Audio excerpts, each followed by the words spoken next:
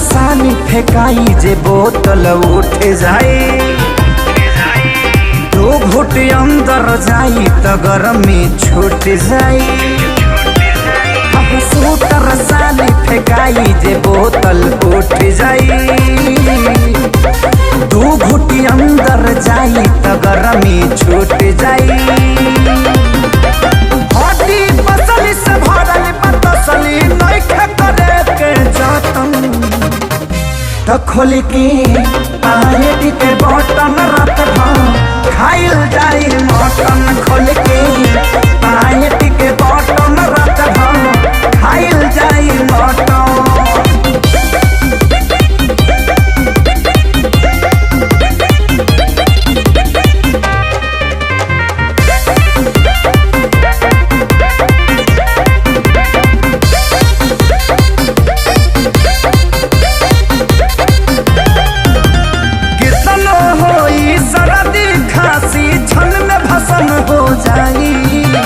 नरम मीट के गरम करे भी जबली बरवा पाई भाई, जबली बरवा पाई भाई, जबली बरवा पाई।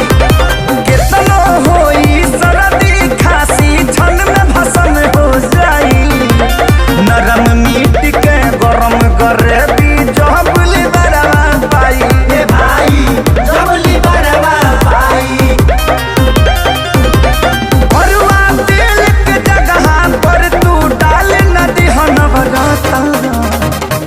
तो खोल के पायट के बटन जाते खाइल जाई मटन। खोल के पायट के बटन रात खाइल जाई मटन।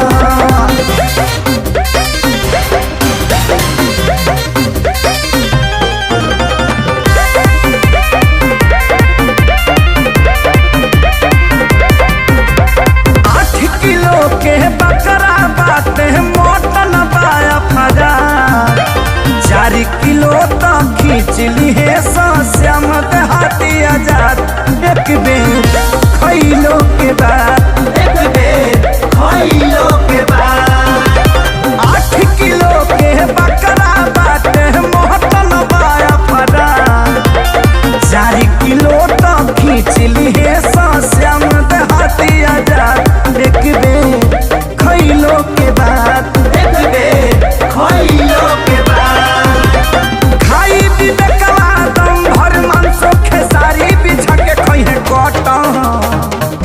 तो खोल के पायट के बटन जाते खाइल जाई मटन। खोल के पायट के बटन जाते खाइल जाई मटन। पैट खुला तले के मुंह से खाई के बाबू। विकास भैया लील गए लेग पीस।